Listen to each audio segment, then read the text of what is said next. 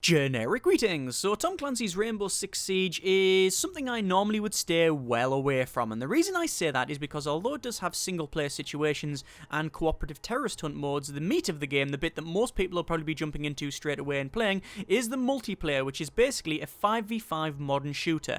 I don't like any of those things, so why on earth would I check this thing out? Well, the reason is, its build itself is something a bit different. It's more about the cooperative experience of defending an area and using your abilities and skill and weapons and so forth to actually hold an area, or the other way around, breaching an area where you know the enemy are entrenched, but you have to use your skill and the cooperation of your teammates to actually be successful. So I thought it might be something I could get into. I've played over 20 hours and I'm going to show you a little bit of it. So as I said, the single player situations are half tutorial, half I guess training, showing you how to use abilities and things like that. They also have objectives as well, which gives you these like in-game currency points where you use that to unlock operators and weapon skins and weapon mods and things like that. You also have the terrorist hunt mode, which is actually the mode I've played the most of because you can play it cooperative with friends and basically kill AIs. So that's the one I've played most of with a couple of mates, and we basically kill loads of terrorists and things like that. Or we actually are, I guess, the terrorists ourselves by holding a bomb. Whatever. Either way, you can play against AIs. The multiplayer is the bit I'm going to be showing you though, because I think that's one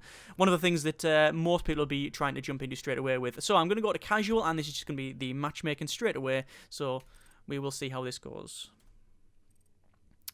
So here we go. Joining in. That was quite quick, actually. I'm just going to mention this right now. I am terrible at this game, so I should really just sort of make you aware right now. I am terrible at it. I'm probably going to be even worse while I'm trying to explain what's going on. And here we go. So it is a blue team, which is myself, versus orange, which is obviously them. Casual. Multiplayer, team deathmatch, secure an area. So we have to attack. We do different rounds. It's basically best of 3. So we need to select operators. I'm going to go with, I think I'm going to go with probably Blitz, because he's got like a flash shield thing. Each operator has a primary weapon, a secondary weapon, and a gadget that you can select, and also an ability. Now, Blitz is a bit special because he only has one primary weapon, which is basically his shield, whereas people like Thermite, for example, have different weapons, or Fuse, for example, has got different ones as well. He's got like a big honking machine gun, he's got a AK something or other, AK insert generic numbers here, and also a riot shield. I prefer the shields, and we've actually got 3 shield guys, as you can see. So, and for whatever reason my mic keeps turning on in-game. Right, so we're going to be attacking first, so we need to find the hostage. Now, is it the hostage? Find the objective. The objective, I'm guessing, is the hostage. What we need to do is scout him. We've got these drones. We've basically got 30 seconds to have a scout around, and we're looking for enemies. Now, I've just seen that door being boarded up, so I know there's going to be an enemy in here, so I'm just going to charge in quickly and scan that guy there. So he's obviously went, I don't know where he's went, but I'm just going to scout around and basically annoy him. I don't know where he's going to be. Nope, I don't know where the hostage is, but I'm just going to keep scanning you. This guy's going to try and shoot at me with this drone, obviously, to try and take it out. I guess... Oh, it looks like I've been shot with a shotgun. But we do know that one of their classes, as you can see on the top right, is... I believe that is Smoke? Is that Smoke or is that Mute? It's one of the SAS guys. Basically, every... Right, so it's a biohazard container, so we have to find the objective and defuse it. So we need to charge in. So obviously this is us and, well, me and another 4 other people. What we're going to do? Well, we can breach it any which way. Generally, it's best to stick with teammates. So I'm going to... I guess we're all going to go down the bottom here. Where are the other 2? There's a guy there. Oh, that's one of the classes that has... Are we going up here? Is that the plan? No, it looks like we're not. That's one of the classes that has like an extra drone. That's like a taser drone, but it looks like we're going in here. So we need to quietly go in. Now, one of the things about the multiplayer is that it's just as much about the sound as it is about what you actually see. So it's about staying quiet and about not basically breaking it's not sort of noise discipline from here on in, because if we charge around, they're going to hear us. They're going to hear us anyway because that thing's just went off. Right, I don't know what that was. I think it might have been a bomb of some kind. Looks like we're taking cameras out, and we're going up.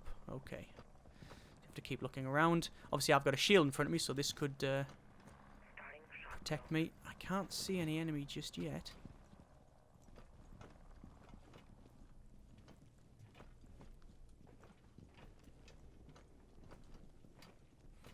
Because we don't know where they are, it's going to give us a little bit of an issue, right? This guy's going to put some mines on there.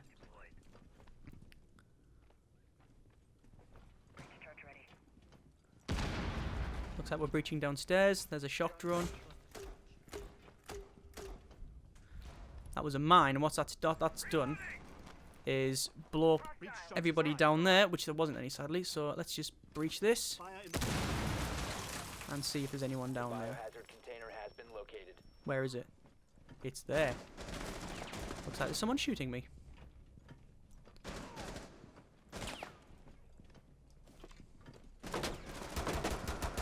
And I've killed a person. Okay, so it's 4v4 now.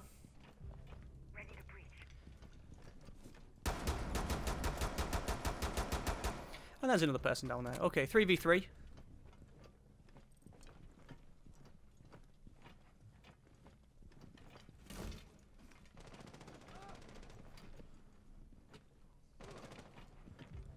Three v two. Okay. Starting to get a bit hairy now because I don't know where the other person is. Secure the room. Protect the bio container. Looks like we're securing the area.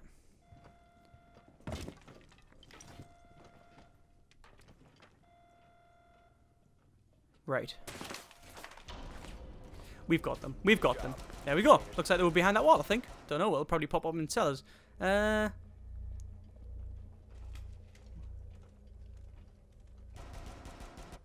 them, apparently. Okay, so not much commentating done on that. I apologise, but that basically we've managed to take the area. Good. Okay, so I'm just gonna. This is our defensive map. So basically, it goes attack, defend, attack, defend. So we've done an attack, and we were successful. We've secured the area. Now it's our turn to try and defend the bloody thing. So again, different classes you get for each nation or each. Yeah, I guess it is each nation, but each nation's like special forces, so SAS, for example, you've got 2 attack characters and 2 defense. So one of the defenders is Mute, which has an ability where you can place these little like jammers that stop explosives going off, or remote detonation stuff. And also if drones try to go through it, then it'll stop as well. What I'm going to do, I'm going to play Rook, which is a French guy who's got a P90, which is obviously off Stargate, which means it's fantastic. I know that's really biased, but hey, that's what it's going with. And also he places these let me have a quick look upstairs. Do I want to go upstairs? No. Actually, it looks like I've used this P90 and utilised bullets and taken out 2 of their drones. So, as I said, they're trying to find our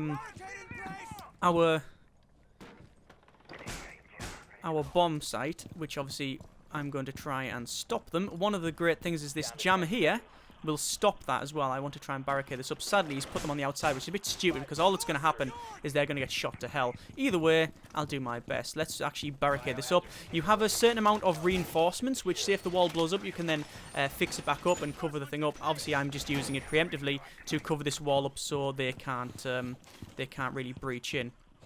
Because some of these walls can be breached, some of them can't. What I'm going to do is place a shield, I think, probably here. This is like a big honking armoured shield, and I'm going to place it probably about there, to be honest with you. There we go. So we've done actually, we've committed the cardinal sin here of pretty much securing everybody inside. So actually, no, there's one person up above there, but basically the rest of us are locked inside, which is not good. You always want a couple of people outside in general. That's always a good idea. So we've got one person outside there, one person outside there. Actually, we're not too bad. That there is a trip mine, one of the other characters. Oh, and looks like he's managed to take another 2 people out with some remote demo, as you can see on the top right there. Good, good, good. So already we are doing quite well. Let's just go prone here and hide. Now I'm going to look for feet below that. But if that door goes, then the trip mine might kill them if they try and come through. But it depends on what they do. But as you can see, it is actually about the different characters trying to attack and defend. And the great thing is, all of the abilities of each of the operators will change how it goes. So you have, say, you know, I've got the guy who allows you to put on armor, and basically it's toughened everybody up, which is cool. But I could have easily just picked another character. We wouldn't have this. Someone might have picked him, but if not, then we would have had another set of abilities. Now, if you go in with a couple of people, like you know, your friends or whatever. Like I've played multiplayer with one other friend, and we've been doing a cooperative, as in we've done both shield. We both had shields and going down a corridor. That is very very effective because, you know, you actually are covering people's backs. Looks like thermite is cutting through one of the doors here. What I'll do is I'll just keep an eye on it. Well, that was an easy one, wasn't it? Looks like they tried to breach in here and didn't go so well for them.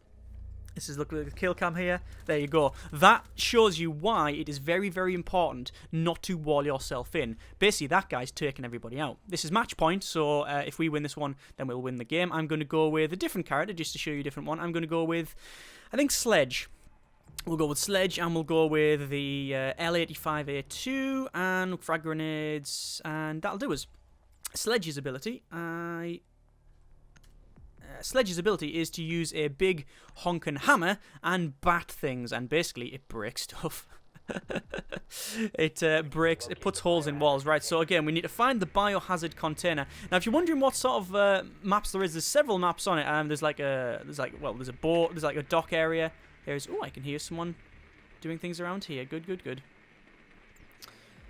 There is a dock area. There is a, I think it might be downstairs, exactly where it was beforehand, you know? Let's have a quick look at that. We'll go through here, and then we'll go downstairs.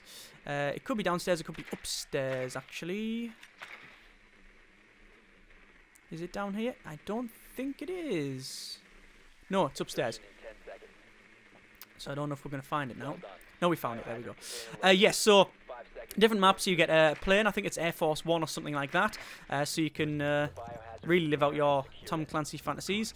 You've also got like a manor house. You've got a SAS training ground, and obviously there's different modes as well. So like this is you know, basically find the bomb, and then we're just going to rappel up the top here. Find the bomb, and actually, is there a camera around here? There should be a camera somewhere. If you kill the camera, then they won't be able to see where you're going. We need to secure the bomb over here. Yeah, there's like secure the hostage, defend the bomb. Obviously, there's basically all attack and defense variations. What's that there? Looks like just a bit of window. Just gonna break that because I can, really. Can't see any enemies. Don't particularly want to breach down that way. So what I'm gonna do is head over here, and damn it. There we go, and what we're going to do now is put... Actually, I don't even need to do that. That's a frag grenade. That's the wrong ability. Shit! Fucking hell, I'm messing this right up, aren't I? Right. Charge in. They're actually through this door, so I'm going to use my sledgehammer. There we go, and there's that opened up. Let's fling a frag in, because why not? And I've killed some shockwire, which is always good. Problem is, I don't really want to charge in because I'm probably going to get shot to shite. There he is. Okay, so I think that was honestly one of the best rounds, or the best 3 rounds I've ever had. And weirdly enough, I was actually recording at the same time. I thought I was going to get absolutely destroyed. Flawless victory there. Look, team deathmatch, not bad. 3-0 basically. Honestly, I've never seen it really go that way. I mean, I've had... Oh, look at that. I was actually second top as well, even though there was some horrible friendly fires as well. We're going to go back to the main menu there.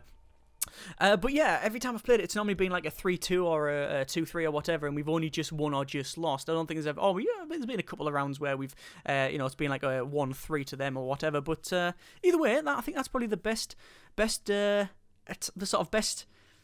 match I've ever had. Not bad, I'm not going to complain.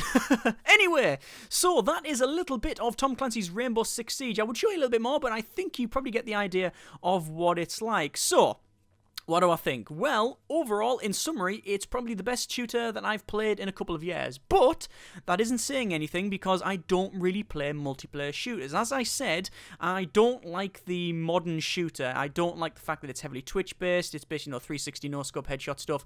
Let's do some land sharking, blah, blah, blah. I'm garbage at it, so I just don't play it. Also, I don't like the business model of modern shooters. This is a big thing as well, and I normally don't go into it on these videos. I don't like the fact that most modern shooters come out every year, year in, year out, and are already piled with DLC and map packs, and it's basically a lifetime investment. And I like to know that if I'm going to invest in something and get better at it, I'm not just 6 months down the line going to be jumping onto a different game. In reality, that might be what you do because you get bored. But I like the fact that this game has already got a year's stuff planned out, but nothing that you have to pay for.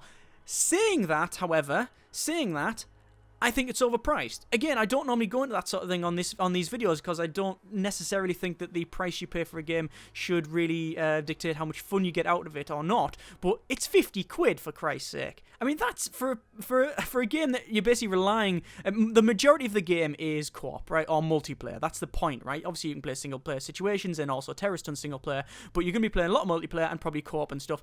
If there's no community around it, then it's gonna die. It's just that's it. And I know it hasn't sold as much as Ubisoft would have liked, and the fact is it's 50 quid. I mean, I got this, I think I got it for £30 from, I think it was Green Man Gaming or whatever, but either way, you know, other distributors are available, etc. But the fact is, you can, you know, 50 quid on Steam is just over the top. I think it was 55 on Ubisoft, from Ubisoft directly. On top of that, you've got a season pass, which is 25 quid. It gives you 7-day exclusive access to 8 new operators, so when they bring out new operators, which is going to bring out 8 in the coming year or so, they'll have exclusive access to it. Bear in mind that I'll point out now that all of the maps and the game modes will be released for everybody as standard, okay? I don't think they've really mentioned that properly, but that is the case as far as I'm aware. You also get some exclusive boosts if you got the season pass. On top of that, you've also got a shop which you can then go and buy different things like boosters and blah blah. Basically, the overall summary is I think it's a fantastic game, but the business model is garbage. I don't really see any reason why it was why it's this expensive and then you've got an in-game shop. It's just off-putting, regardless of whether you need the season pass, which I don't think you do at all.